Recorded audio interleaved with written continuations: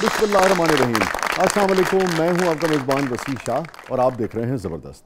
नाज़रीन, आज ज़बरदस्त में एक ज़बरदस्त किस्म के अवामी फ़नकार ने ज्वाइन किया है और आपको अल्लाह ताला ने बहुत नवाजा है, बहुत मकबूलियत है, लोग इनसे प्यार करते हैं और इसीलिए ये ड्रामे, थिएटर और फिल्म के आसमान पे अंजुम की तरह यानी कि सितारे की तरह महक और चमक रहे हैं। One and only Nawaz Anjum.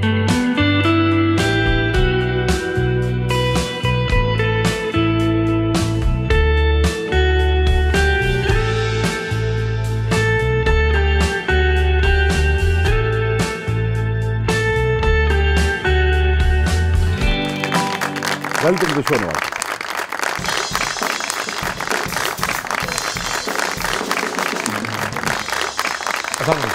वालेकुम अस्सलाम। जीते रहे मोहब्बत sir, thank you very much. Please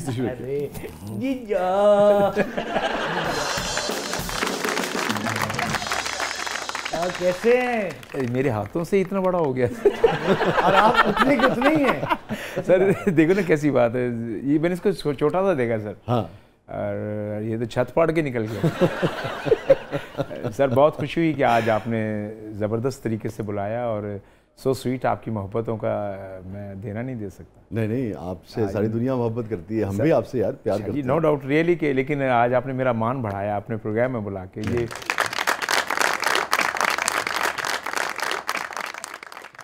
अच्छा, ये बताइए, लोगों को ये तो पता है कि आप लोगों को हंसाते हैं और आप बहुत उनकी ज़िंदगी में खुशियाँ बिखेरते हैं, मगर पेंटर भी रहे हैं आप?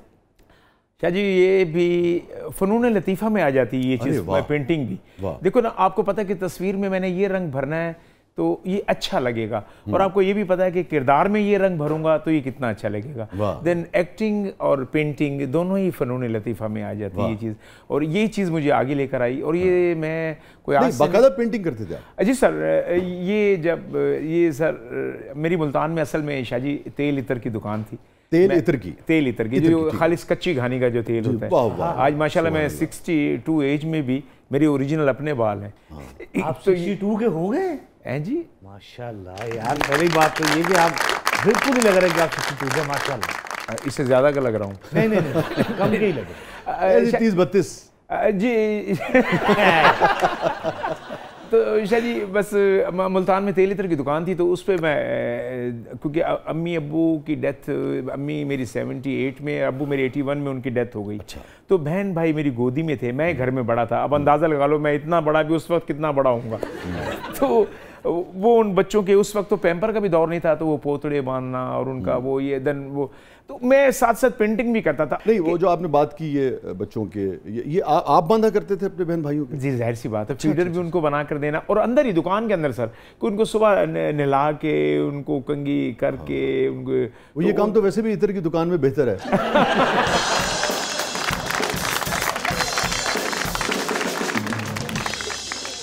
अच्छा सर, फिर कैसी बात है कि तेल का काम और पेंटिंग का काम बिल्कुल अपोजिट है। कि स्कूल चार्ट पर या बुक पर, जैसे मैं बायोलॉजी की बुक्स बनाता था, तो उस पर एक तुपका कि अगर तेल का गिर गया ना उस पर कलम चल सकता है, ना रंग चल सकता है, ना आपका कोई पेन वगैरह चल सकता है, और घर भी नहीं चल सकता। तो वो फिर सर बड़ी सफाई के साथ मैं बायोलॉजी की बुक्स और स्कूल चार्ट वगैरह और सैनमाओं के बैनर्स लिखता था। एक दफ़ा मैं दीवारें भी लिखता था लोगों की, जैसे इलेक्शन में लोग मेंबर मोहल्ले में, ये जो लिखा होता है यहाँ ये न करो, वहाँ ये न करो, वो देखो।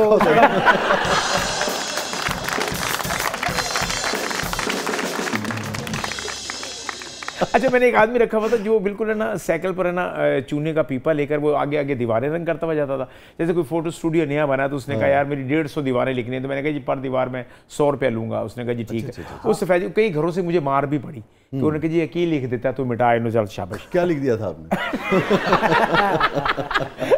कि जनाब 10 रुपए में इतनी फोटो करने के साढ़े बुए तय नहीं लिखना, बंद करे मिटा देना। तो वो ना एक दफ़ा मेरे बुर्स चोरी हो गए। नवाज, इसमें मुझे शेर याद आ गया यार, ये जो आपने बात की, बड़ी अजीबोगरीब बात की आप। कलम हो कि ब्रश अगर किसी का छीन लिया जाए, मुसव्विर का अदीब से कलम छीन लिया जाए, लकड़हारे से उसकी आरी छीन ली जाए, सिंगर से आवाज़ छीन जाए, है ना। कलम हो तेग तलवार, यानी वाह वाह, कलम हो तेग हो तेशा के ढाल मत छीनो। कलम हो तेग हो तेशा के ढाल मत छीनो, नवाज अंजुम कभी किसी से किसी का कमाल मत छीनो।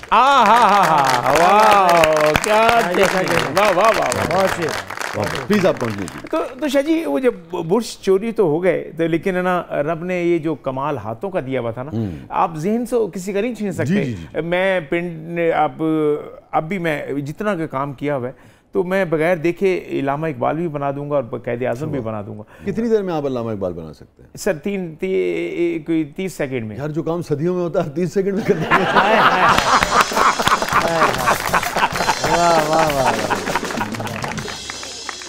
मैं ना सर यहाँ फोम बांध के ना मैंने वो दीवार लिखी तो जी सर यहाँ फोम बांध के उसमें मैं उस बाद में फोम के साथ उसमें रंग भर दिया। तो देन उसमें ये चीजें फिर बड़ी। यार मुझे इस पे भी शेर याद आ गया।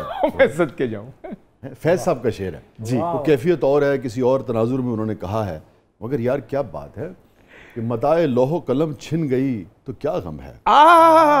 मताए लोहो कलम, यही मताए लोहो कलम छिन गई तो क्या गम है, क्या गम है कि खूने दिल में डुबोली है उंगलियां में। वाह वाह वाह वाह वाह वाह वाह, क्या कहने, वंडरफुल वंडरफुल, क्या कहनी चाहिए। ये सिलसिला जारी रहा पेंटिंग का, फिर स्कूलों से कांटेक्ट हो गया बायोलॉजी की बुक्स बनाने का। वो साल में एक बनती है तो लोग मुझसे बनवाते थे। अच्छा। मैं एक रात में 2 बनाया जाता था बगैर देखे ही। मुझे आज भी वो arterial system, venous system, euglena, paramecium, क्लेमेडा बना, सारे नाम ले लीजिएगा यार कुछ। हम समझ गया बायोलॉजी में जो कुछ होता है। ये भी पता होता था कि अमीबा कभी नहीं मरता। मैं हालांकि मैं सिर्फ 5-6 जमातें पढ़ा हुआ हूँ सर। यकीन कीजिएगा कि हालांकि अगर पता था कि मौला मारता, मौला नहीं मारता, उन्होंने कहा था मीबा कभी नहीं मारता। क्या बात है, यूग्लिना भी बात कर रहा है। नवाज भाई देखिए, अनपढ़ होना एक अलग चीज है और इल्म वाला होना एक बिल्कुल अलग चीज है। बहुत सारे लोग अनपढ़ होते हैं, वो पढ़ नहीं पाते हैं, मगर बहुत इल्म वाले होते हैं। क्या बात है, क्या कहते। तो शाह जी मेरी दुकान के बाहर है ना एक चने चावल वाली रेडी खड़ी होती थी। तो सैयद मोहसिन गिलानी साहब का रेडियो पाकिस्तान कैंट में हमारी दुकान थी, तो कैंट में ही रेडियो पाकिस्तान मुल्तान था। तो वो वहाँ से ना वो चने चावल खाने के लिए आते थे। तो वो खाते हुए ना मेरी पेंटिंग बनाई हुई ने मैंने दीवारों पे वहाँ बाहर अपने दुकान के बाहर ही रखी हुई थी और पेंटर नाम लिखा हुआ था, अपना नाम नवाज पेंटर। और ये जब उसने अंदर देखा ये बच्चा ये फीडर बना के भी दे रहा है, पेंटिंग भी कर रहा है, तेल भी दे रहा है, तो उसने जब देखा कि यार ये, फिर उसने रेडी वाले से पूछा ये क्यों बच्चों को अंदर इसने बिठाया हुआ है, ये घर क्यों नहीं छोड़ के आता। कितने बहन भाई थे? हाँ जी, 2 बहनें एक मेरा, हम 4 बहन भाई थे सर टोटल। तो आप जिनका ख्याल रख रहे थे, तरह से कफालत कर रहे थे, वो 3 थे जी, वो 3 थे सर। 2 छोटी बहनें, एक छोटा भाई। तो सर वो ना जब शाह जी ने देखा ना, फिर वो कहने लगा इस तरह तो ये मर जाएगा, ये सोच कर। और ये फिर मुझे फील्ड में वो लेकर आए सैयद मोहसिन गिलानी साहब। जी सर। नहीं, उन्होंने ये कैसे पहचाना कि आपके अंदर ये टैलेंट है हंसाने का? मैंने उनसे बात की ना, मैंने वो बैठे, मैंने उनसे जब सिलसिला शुरू हुआ तो मैंने मुझे कहता तुम्हें क्या क्या शौक है। मैंने कहा सर एक्टिंग का भी बड़ा शौक है मुझे। तो उससे पहले मैं एक छोटा सा एक ड्रामे में एक सिपाही का एक रोल कर चुका था एक, तो मुझे उन्होंने बताया। उन्होंने फिर मुझे कहा अच्छा ठीक है। फिर 1981 में उन्होंने मुझसे पहला ड्रामा करवाया, अली फनार बेबकरी। अच्छा। तो उनका ही लिखा हुआ ड्रामा था। तो उन्होंने फिर मुझे वो फील्ड में ले गए, फिर उनका बड़ा कंट्रीब्यूशन रहा साथ। अब वो कैसेट्स के लिए भी तो आप आवाज देते रहे ना अपने? जी सर। वो जब सिलसिला ड्रामे का शुरू हो गया तो फिर मैंने ऑडियो का काम भी शुरू किया। अच्छा। फिर मैं कराची जाता था सर, मैं बिलोंग फ्रॉम मुल्तान। तो मुल्तान से फिर मैं ना वहाँ कराची चला गया। तो वहाँ फिर मैं जो नूर जहाँ के गानों से पहले डायलॉग्स वगैरह लिखता भी खुद था, फिर बोलता भी वहाँ। फिर मैंने फ्लीट क्लब में भी काम किया, थिएटर किया, अंबर ऑडिटोरियम हैदराबाद में भी किया। वहाँ तारिक रोड पर अल्लाह दीदा साहब का स्टूडियो था, तो वहाँ जाके फिर मैं केस्टें वगैरह करता था। तो ये भी एक बड़ा यादगार है कि वाकई सर ऐसे ना, मैं ईद के दिनों का बड़ा काम था, बड़ा मैं साथ थिएटर के भी पैसे, देन केस्टों के भी पैसे। मैं ना जब आ रहा था ना तो सर पैसे वैसे इकट्ठे करे, तो ट्रेन पर मैंने मुल्तान आना था। तो स्टेशन पर है ना कोई लड़ाई हो गई, तो मैं उन बच्चों को वो छुड़ाने लग गया, तो मेरी जेब कट गई, वो टिकट भी गई, वो जो पैसे कमाए थे वो भी चले गए। तो मैं ना बहुत डिस्टर्ब हुआ। मैंने कहा अब मैं कैसे जाऊँ, मैं वापस भी जाने का। तो सर मैंने देखा इत्तेफाक में 100 रुपया मेरे ना फ्रंट वाली जेब में पड़ा हुआ था। तो मैंने रक्शे वाले से कहा, मैंने कहा मुझे नेशनल स्टूडियो ले जाए। वो सर वो नेशनल स्टूडियो ले गया। तो वहाँ जान मोहम्मद जुमन साहब की फिल्म की डबिंग हो रही थी। मैं ना वो जब गया तो मैंने उनको जाके कहा, मैंने कहा सर मैं मुल्तान से आया हूँ, आर्टिस्ट हूँ, इस तरह से मेरी जेब कट गई है तो मुझसे सर को डबिंग करवा लें, अब्बू शाह की डबिंग करें। अच्छा। अब्बू शाह एक हमारे बुजुर्ग आर्टिस्ट थे, सफ़ेद दाढ़ी, तो मैंने उनकी डबिंग की। देखो मेरी बात सुनो, मैं जो बताना चाहता हूँ तुम समझ रहे हो बात। जान मोहम्मद जुमन साहब ने कहा अच्छा ये शेर खां की भी डबिंग करो। वो शेर खां की डबिंग में ना इत्तेफाक से फाइट आ गई। और वो जो फाइट के जो इफेक्ट दे रहे थे ना, तो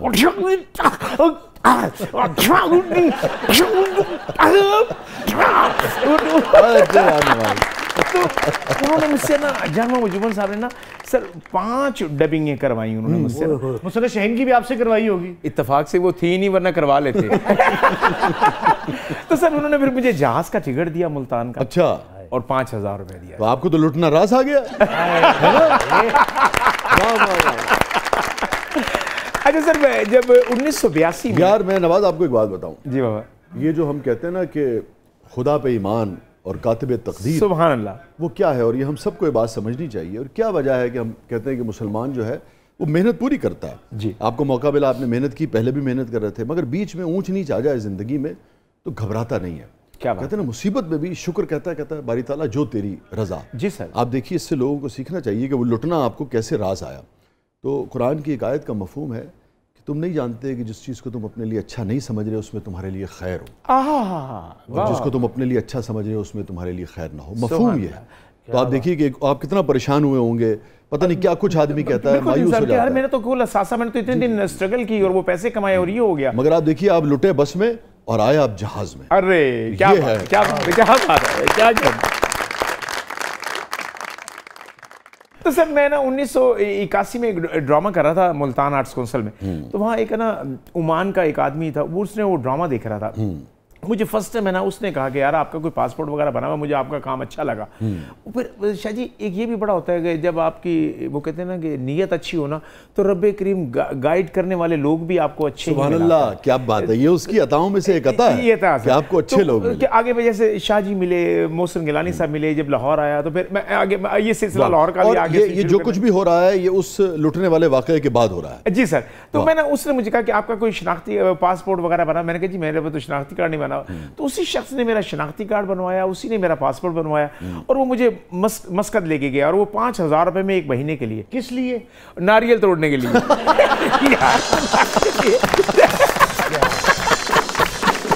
जाहिर सी बात है कि मैं एक्टिंग करता था, तो मुझे एक्टिंग के लिए अच्छा कैसी बात है। मैं इजाजत दीजिए, मैं ब्रेक ले लूं। जी सर, जी सर। नाज़रीन स्टे विद अस, कहीं नहीं जाइएगा। छोटे वक्फे के बाद वापस आते हैं। हमारे साथ मौजूद है वन एंड ओनली आपके महबूब फनकार नवाज अंजुम साहब। आप देख रहे हैं ज़बरदस्त।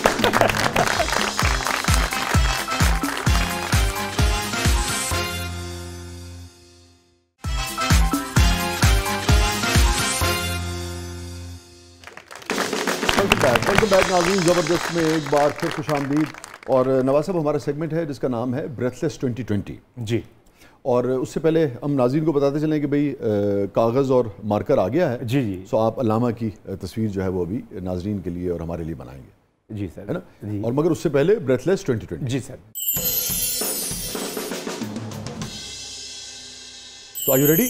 ओह यस। सिंघाड़े। शाह जी अब आप मुझे झुकते नहीं मारे। मैं तो समझ नहीं कर सिंघाड़े से कलर स्कीम की वजह से आपने कहा। नहीं, आपको पता है मैं इन चीज़ों को वैसे ही हक में नहीं हूँ। नहीं तो क्या कहना चाह रहे हैं, आप बेचते थे या क्या करते थे? पसंद है आपको कि नहीं? Oh yes. क्योंकि अंदरों चिट्टे होते हैं ना जी, इसलिए। बहुत अच्छे, वाह। हैं? पिज्ज़ा। पिज्ज़ा डिलीवरी पहुंचानी है। क्या करना है? पिज्ज़ा सर पहले ऐसे था लेकिन अब नहीं। अच्छा, तो ऐसे कब था? अभी कुछ जब नया नया चला था तब पसंद था। तब फिर उसके बाद मैंने कहा नहीं यार ये तो ना, अभी मैंने फिर सब कुछ छोड़ दिया। ये नान के उसमें आ जाता है। अच्छा, नान वान सब कुछ छोड़ दिया। अच्छा, नान वान सब छोड़ दिया। वैसे माशाल्लाह फिट तो बहुत है। आपने कहा 63 वर्ष के या 62 के? मैं 62। 62? यस। इस फिटनेस का क्या राज है सर? इसमें यही कि चावल छोड़ दिए, नान छोड़ दिए। मैं जैसे मैं पहली दफ़ा डॉक्टर के पास गया ना, जब जिससे छोड़ने से पहले उसने कहा आप गोश्त छोड़ दें, आप नान छोड़ दें, चावल छोड़ दें। मैं कहा मेरी बाँह छोड़ दें।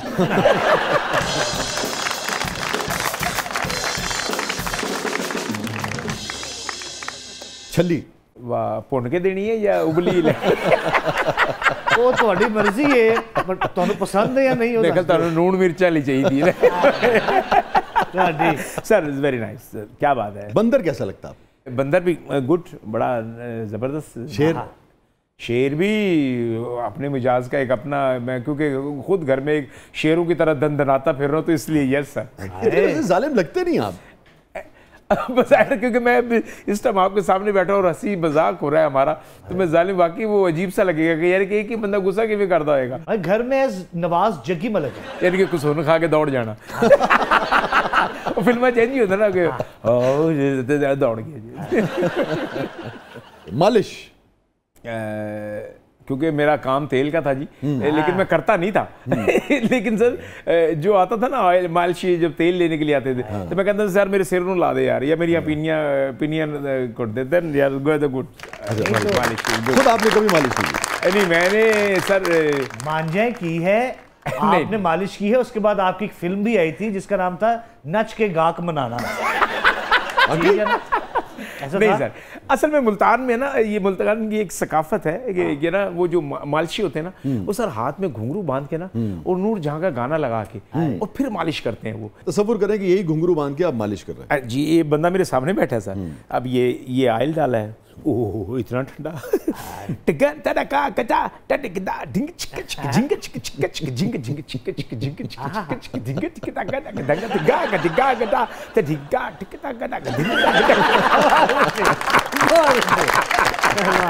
और नवाज गाना कौन सा? कंजर दी पावा चने ढंग ढंग ढंग ढंग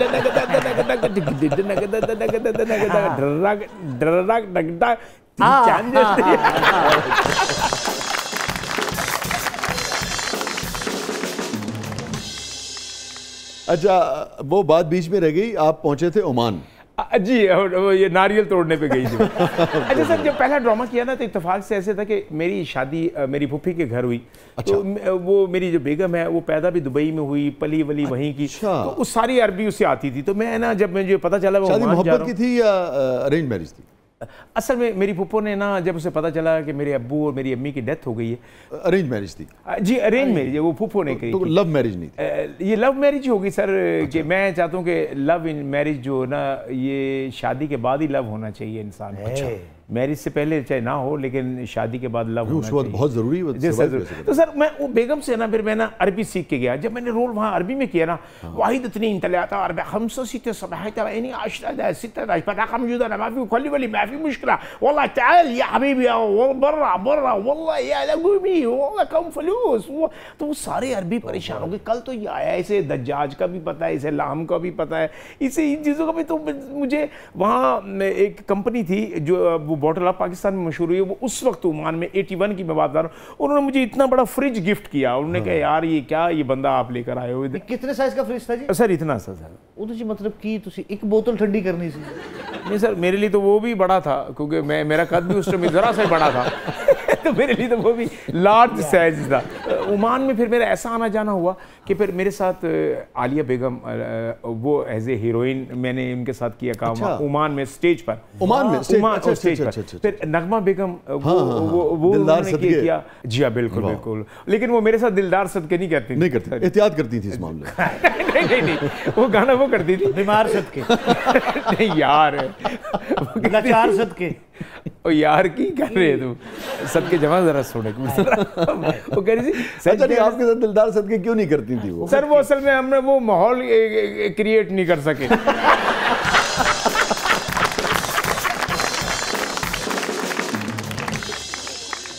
नाज़रीन, स्टे विद अस, कहीं नहीं जाइएगा। छोटे से वक्फे के बाद वापस आते हैं और ब्रेक में अब जनाब कागज़ और मार्कर आ चुका है और अल्लामा की तस्वीर जो है वो बनाएंगे हमारे नवाज अंजुम साहब। आप देख रहे हैं ज़बरदस्त। छोटे से वक्फे के बाद वापस आते हैं।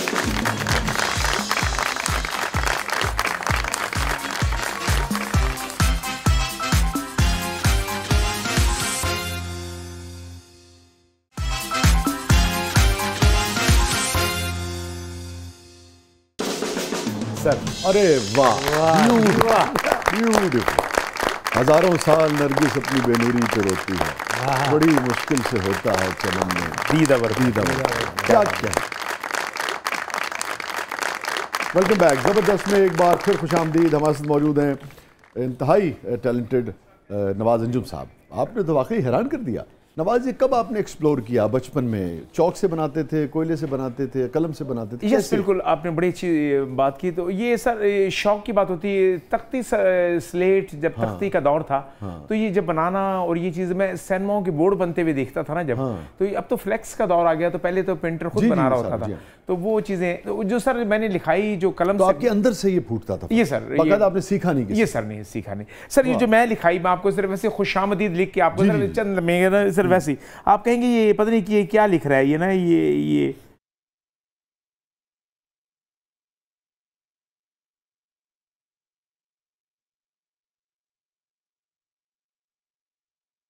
सर।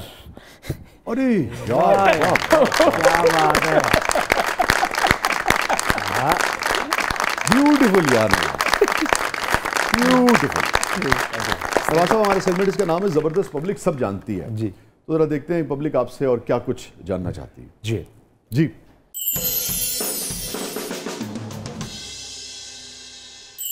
नवाज साहब, आप पाकिस्तान की काफ़ी सारी ज़बानें बोल लेते हैं।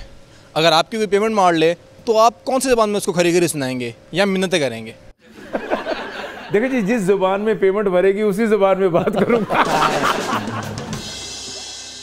फिलहाल तो कभी ऐसा नहीं हुआ कि पेमेंट भरी हो, अल्हम्दुलिल्लाह के वो भी उन्हें पता है कि यार कभी एक्स्ट्रा ऑर्डिनरी किसी से पैसे इतने लिए ही नहीं कि किसी को बोझ लगे।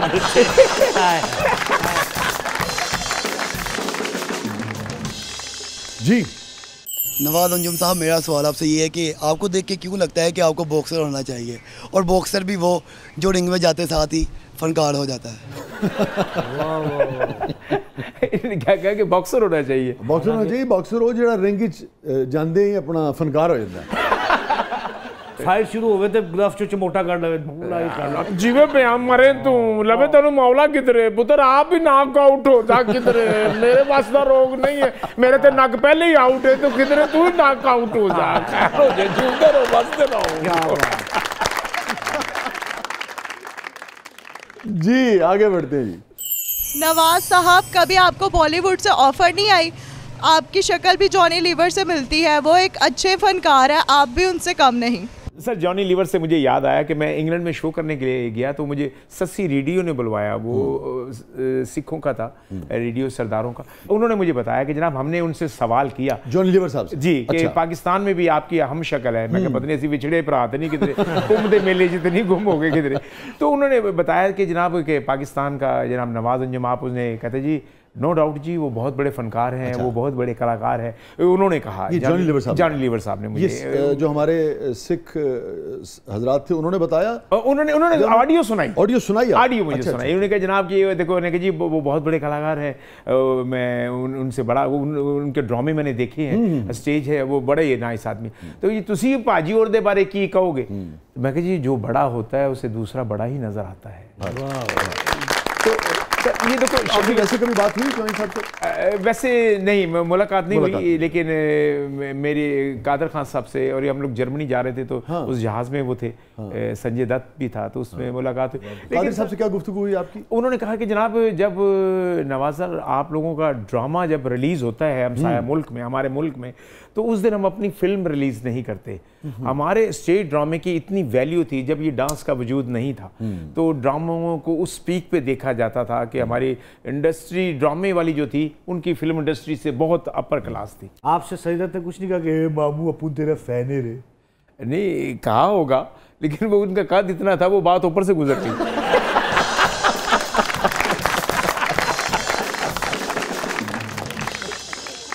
जी नवाज साहब, दोबारा पब्लिक की तरफ बढ़ते हैं। नवाज साहब, आपकी पैरोडी बहुत अच्छी है। अगर घर में भाभी आपकी फुर्तियों से नाराज़ हो जाए तो आप किस तरह की पैरोडी करके उनको मनाते हैं, ज़रा हमें भी बताएं। कितनी तेज़ी से माफ़ी मांगती है ये बताएं। ऐसे करके नहीं, घर में कभी ऐसा हुआ ही नहीं। मेरी आदत है कि घर में मैं अगर नाराज़ हो जाऊं, या अलबत्ता तो उनकी तरफ से तो कुछ नहीं होता, मैं घर में फिर बोलता नहीं किसी के साथ। उनको ये पता ये नाराज़गी की अहम वजह है कि यार अब ये नाराज़ है, कि मैं बात किसी से नहीं करता, फिर मैं ना वो खामोश। बेगम से वैसे आप डरते? नहीं जी, कभी नहीं डरा। बेगम डरती हैं आपसे? जी हाँ, शुक्र। अच्छा, ये बात आप दिल पे हाथ रख के कह सकते हैं? यार कह सकता हूँ, मैं आपके दिल पे भी हाथ रख के तो यार ये बेगम को डराना जरूरी है क्या? नहीं सर, मैं जब कहता रहा हूँ, जब कभी डराया तो नहीं, कभी हाउ करता मैं नहीं। एक बात होती है कि उनको भी पता है कि दिन सारा दिन ये मेहनत करता है, रात को ये हमारे लिए जाता है। वो भी मेहनत करती है घर में? वो घर में ठीक है सर, ये तो कोविड के दौरान हमें पता चला कि कितनी मेहनत करते हैं वो लोग कि असी हांडी पकाना भी सीख गए, ऐसी कपड़े तय करना भी सीख गए, इस्त्री करना भी सीख गए। एहसास हुआ? जी, फिर एहसास हुआ कि नहीं, नो डाउट कि जो बीवी है वो घर में वाकई। आप क्या समझते हैं हमारी जो ख़वातीन घर में होती हैं, काम करती हैं और मेहनत करती हैं, उनकी मेहनत का उस तरह से मुआशरा इतराफ़ नहीं कर पाता मर्द? नहीं जी, इतराफ़ मुआशरा क्यों करे, खामद को करना चाहिए।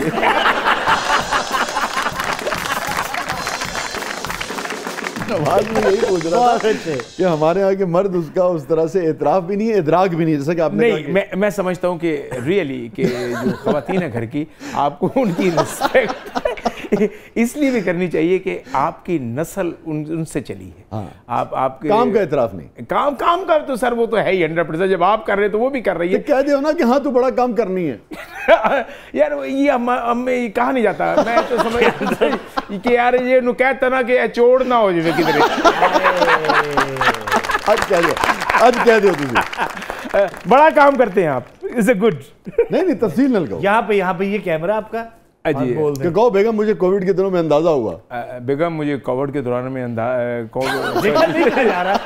बेगम मुझे कोविड के दिनों में अंदाज़ा हुआ कि आप घर का वाकई बहुत काम करती हैं। आप बच्चों को तैयार नहीं, मुझे भी जिस तरह तैयार करके भेजती हैं, आप आधी वालदा है मेरी।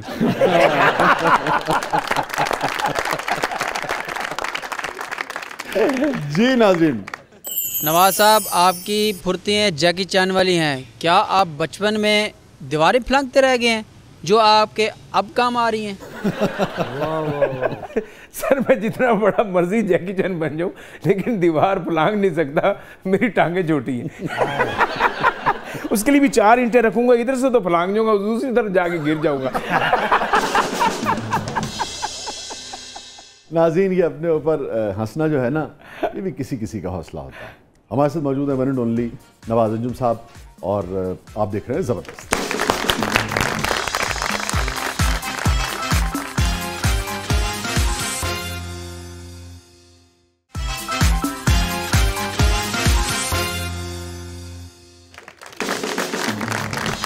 वेलकम बैक नाज़रीन, ज़बरदस्त में एक बार फिर खुश आमदीद। और नवाज अंजुम साहब, हमारा सेगमेंट है जिसका नाम है कैथारसिस। ये फरमाइए, कोई रिग्रेट?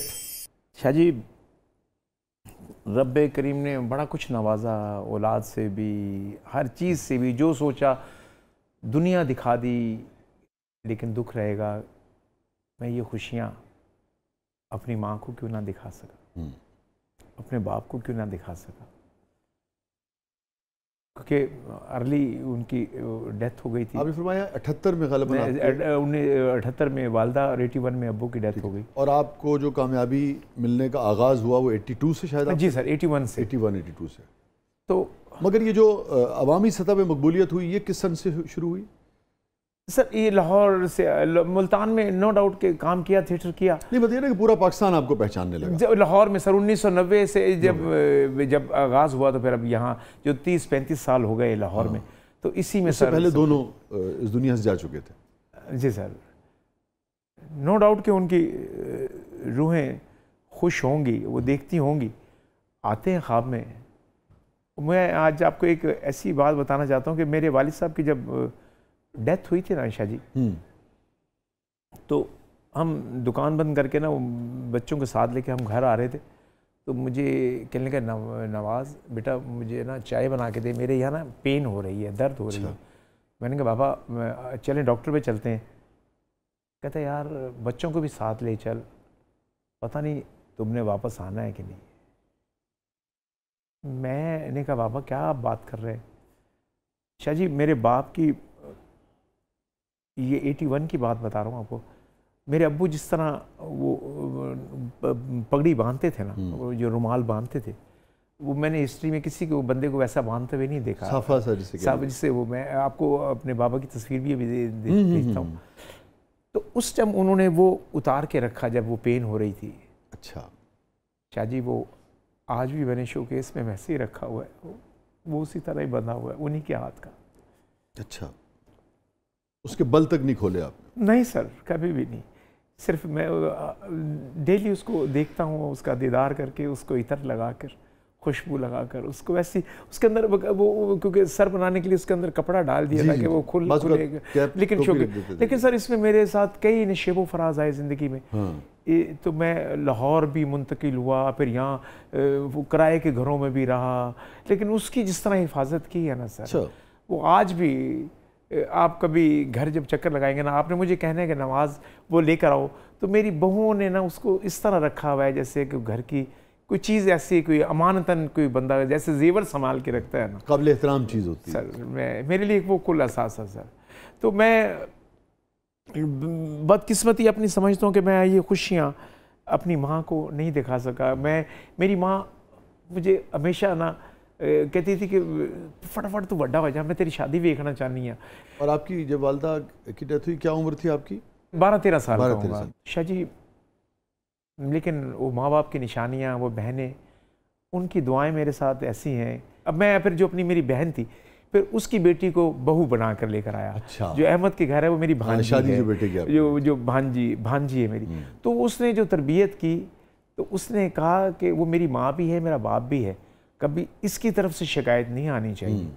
तो माशाल्लाह जो दोनों बहुएं हैं, अल्लाह उनको ज़िंदगी दे कि वो सर रात को जब तक मैं सो ना जाऊं उनकी वो पाँव ही दबा रही होती हैं। सर मैं तो ये जानता हूँ शाह जी, मैं आज आपके ज़बरदस्त प्रोग्राम के हवाले से तमाम देखने वालों को और चाहने वालों को रिक्वेस्ट करूँगा, जब हम अपनी बेटी की शादी कहीं करते हैं तो उसके लिए दुआ करते हैं कि अल्लाह इसका दामन खुशियों से भरे रखना। जब तुम किसी की बेटी लेकर आए हो तो उसके लिए तुम्हारे दिल में नफ़रत क्यों हो जाती है, उसके लिए तुम्हारे दिल में वो प्यार क्यों नहीं आता।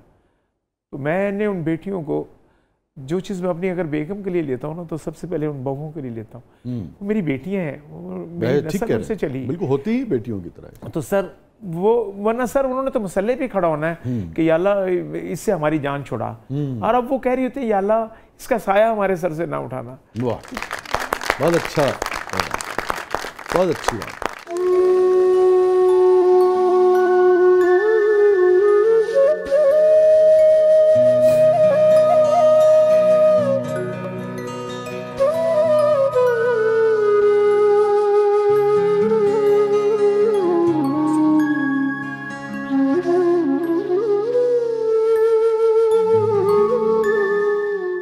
ये फरमाइए, कोई ऐसी चीज़ ज़िंदगी में नवाज़ आपको याद आती हो जिस पे ज़मीर मलामत करता हो कि यार नवाज़ अंजू मैं ज़्यादती की थी किसी ने, या गलती हो गई सी?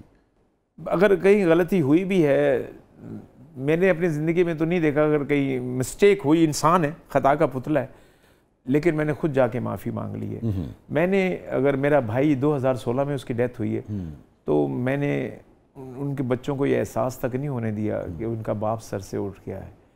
उनको कहा कि बेटा चलो जिस चीज़ को हाथ लगाना है वो तुम्हें मिलेगी। उनको जो मेरा वाई जो घर था वो उन बच्चों को दे दिया। अच्छा। मैंने कहा कि नहीं, आपने अपना हिस्सा नहीं लिया? मैंने उन बच्चों को दे दिया। मैंने, जी सर। यार नवाज, ये बहुत अच्छी और बहुत बड़ी बात है सर। बहन को भी घर बना के दिया, बहुत अच्छी।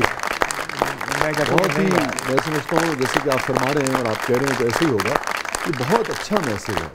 ये जो हम हर वक्त छीनने लगते हैं हर चीज़ पे, देखें दूसरे का हक तो बिल्कुल वो तो क्राइम है ना, अपना हक भी इसमें क्या हर्ज है। अगर उसमें से कोई हमारा भाई, हमारा अजीज़, कोई दोस्त अगर थोड़ा सा कमज़ोर है, अगर हम थोड़ा सा अपने हक में से भी उसे दे देंगे तो क्या है यार। तो ये बहुत बड़ी बात है एक ऐसे माशरे में कि हमारा एक ऐसा फ़नकार जिससे लोग मोहब्बत करते हैं, उसने अपना हिस्सा जो है, अगर भाई दुनिया से चला गया था तो वो उसने अपने भतीजों को और अपनी बेवा भाभी को दे दिया। बहुत मैं समझता हूँ अगेन बहुत मैंने कोई एहसान नहीं किया। अच्छा जी, एक चीज़ आप भी इस फील्ड में हमारे आप देखेंगे, एक आदमी कुछ ना करके भी प्रोमिनेंट है ना, इसके पीछे कोई वजह है। वो किसी यतीम को पाल रहा है, किसी बेवा को पाल रहा है, या अपने बहन भाइयों को उनका हक दे रहा है, या कोई ऐसी बात। एक आदमी इतना कुछ करके भी नज़र नहीं आ रहा, इसके पीछे भी कोई बात है कि वो किसी का हक खा रहा है, किसी को 2 नंबरी कर रहा है, किसी के साथ कुछ कर रहा है। सर मैं अपने सके चाचा की ला इलाहा इल्लल्लाह मोहम्मद रसूलुल्लाह, ये आज पहली दफ़ा आपके चैनल्स पर मैं ये बता रहा हूँ, मैं कलमा पढ़कर मैं आपको बता रहा हूँ। हमारा घर था एक मुल्तान में, कैंट में। मेरे चचा ने, मैं जब लाहौर आ गया तो मैंने उसको रहने दे दिया। मेरी माँ ने मेरे चचा को मेरा बड़ा भाई बना के पाला, तो मैंने उसको चचा को मैंने कहा आप रह जाओ। बिल भी मेरे बाप के नाम के आज तक आ रहे थे। तो पिछले दिनों ना मेरे चचा ने वो घर है ना कोई 35 लाख का वो बेच दिया। तो मैंने चचा को कहा ये आपने मुझे, ये तो हमारी प्रॉपर्टी थी। तो वो कहने लगा तुमने मुझे लिख के दिया है। मैंने कहा मैंने कब लिख दिया? तो मेरे बाप को 1981 में उनका अंदर जनाजा पड़ा है, तो बाहर वो जो तंबू कनाते दरियाँ वरियाँ बिछी थी, जो खाना वाना आया, वो उस टेंट वाले की लिस्ट ला के उसने रजिस्ट्री पे साइन करवा लिए। तो सर मैंने उससे कहा चाचा आप सारे रख लो, एक मेरा भाई गरीब है, एक मेरी बहन गरीब है, 1-1 लाख रुपये उनको दे दो, बाकी ना आप रख लो सारे, मुझे नहीं चाहिए, एक मेरी बहन है उसको भी नहीं चाहिए, आप बाकी रख लो। सर उसने वो भी नहीं दिए। अभी पीछे दिनों उसकी डेथ हुई है, अल्लाह उसकी मग़फ़रत फरमाए। तो उसके बच्चे कहते हैं कि वॉशरूम के लोटे से उसे पानी पिलाते थे तो वो ठीक रहता था, नहीं तो कहता था मुझे सांप डस रहे हैं। सर मैंने कब्र पे जाके माफ़ किया, मैंने कहा मैंने माफ़ कर दिया, मैं कौन होता हूँ मैं ये। और ये जो आप दावा कर रहे हैं ये सगे चचा का है? सगे चचा का। तो मैंने कहा मैं अल्लाह मियाँ मैंने माफ़ किया कि अजियत नहीं देनी, अजाब नहीं देना। मेरे मालिक ने इतना कुछ नवाजा है सर, इससे बड़े क्या होगा कि आप कहीं बाज़ार में जा रहे हैं, आपको हर आदमी कह रहा है ये ज़रा प्लीज़ एक फ़ोटो तो बना लीजिएगा, इससे बड़ा आपके लिए एजाज़ क्या है? और अरबपति भी कोई घूम रहा हो, कोई अरब माल जिसके पास जितना भी दौलत हो, किसी को क्या पता ये कौन है आदमी। आपकी अगर इतनी शनाख्त हो, बैंक में कई दफ़ा ऐसा हुआ है कि चेक लेके गए, उन्होंने पैसे दे दिए, बाद में बताया सर आपको तो पैसे आए हुए नहीं थे।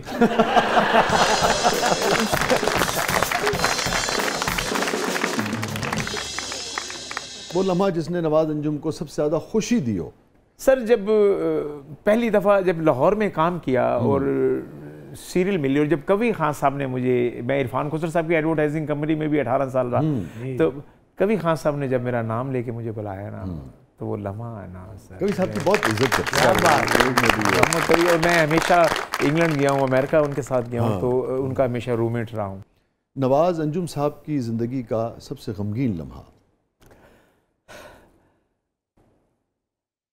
सर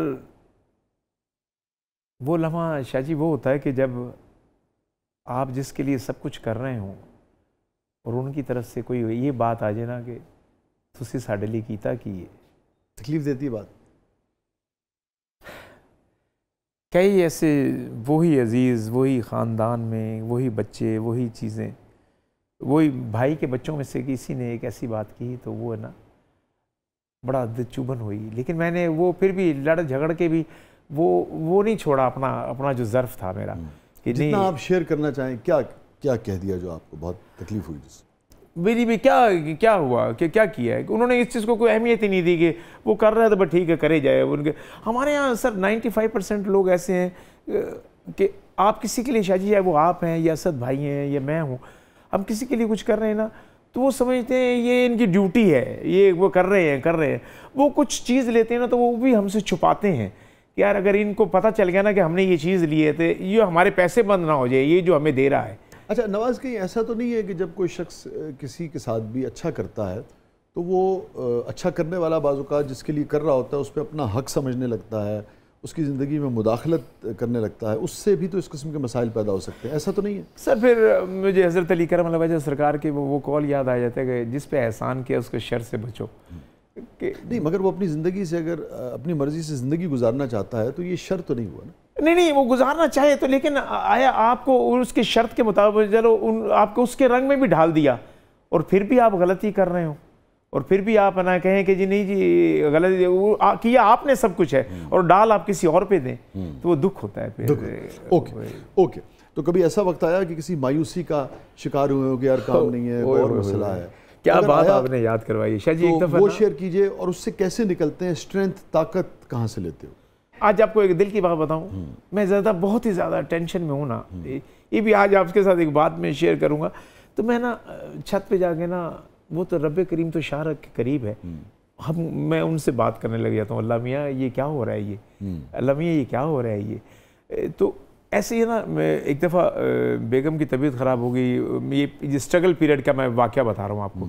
तो बच्चे की डेथ हो गई ना पेट में, तो उसने मैं फातिमा मेमोरियल हॉस्पिटल ले गया, तो उन्होंने कहा जी जहर फैल गया, तो इससे ना आपको ना इस केस होगा, तो ये इसमें ना 80,000 रुपये का खर्चा होगा। तो उन दिनों में मुझे 5,000 रुपये ड्रामे का मिला करता था। तो मैं उस थिएटर पे गया, मैंने प्रोड्यूसर से कहा, मुझे जो डायरेक्टर भी था, मैंने कहा मुझे 80,000 रुपये दे दें, आप मेरी पेमेंट में से पैसे काटते रहिएगा, मुझे ज़रूरत है। उन्होंने कहा यार इतने तो हम नहीं दे सकते। तो मैंने कहा आप रहने देना करें। तो मैंने ना शनाख्ती कार्ड मेडिकल स्टोर पे दिया अपना, मैंने कहा यार आप दवाइयाँ दें, ये है। उन दिनों में ना अब तो गुम टांग के लग जाते हैं, तो ना आपको दूसरे दिन छुट्टी हो जाती है, पहले 15-15, 20 दिन हॉस्पिटल में रहना पड़ता था। कितनी परेशानी होती है, माली मसाइल। मेरे साथ एक दफ़ा मैं मुल्तान में भी मेरे 6 बच्चों की डेथ हो चुकी थी, जो अहमद से पहले 2, अहमद के बाद 2 और उमर से छोटे 2। तो सर इस तरह ना, तो मैं मुल्तान में भी इस तरह मुझे इतला थिएटर पे मिली, बच्चे की जी डेथ हो गई, तो ये हो गया। तो वो है ना, वो जो लम्हा था ना, मैं रोया, मैंने कहा मैं 80,000 रुपये कैसे इकट्ठा करूँ, ये हो गया, डॉक्टरों को भी देना ये। तो मुझे एक दफ़ा वो कराची से कॉल आई रात की, वो अगले दिन सुबह की बात थी, तो कि यार 2 दिन बाद है ना यूरोप जाना है नवाज़ भाई को, 4 शो हैं, तो आपका नाम यार हमने रिकमेंड किया है, तो फरदौस जमाल साहब हैं, महमूद असलम हैं, और आपको हमने सोचा है। तो मैंने कहा भाईजान कितने पैसे देंगे? कह रहा 80,000 रुपया। तो मैंने कहा यार आप कल पहुँचा देंगे? कह रहा आप पासपोर्ट दें, वीज़ा परसों लग जाएगा। तो मैं सर वो चला, मैंने पैसे पकड़े, अपनी छोटी बहन को पकड़ाए, मैंने कहा ये पकड़ो, ये डॉक्टरों को, तो ये कि मेडिकल स्टोर ये वो रब ने अरेंज कर दिया है। तो मैंने कहा मैं तो 4-5 शो करके वापस भी आ जाऊँगा, तो तुम लोग हॉस्पिटल में ही होगे, तो मैं हॉस्पिटल से वापस ले लूँगा। तो ये रब ने वसीला बना दिया। बहुत बहुत शुक्रिया नवाज़ साहब, आप तशरीफ़ लाए, सो स्वीट, बहुत अच्छा लगा। Thank you. और आपके साथ भी यकीन करना कि मैं एज ए आर्टिस्ट कोई बना के बात नहीं कर रहा था, कोई कुछ नहीं। आज मैंने अपने दिल की बातें ना शाह जी आपसे की हैं। अगर झूठ बोलता तो आपके मौकलों ने मुझे चपेड़ा मार दिया था।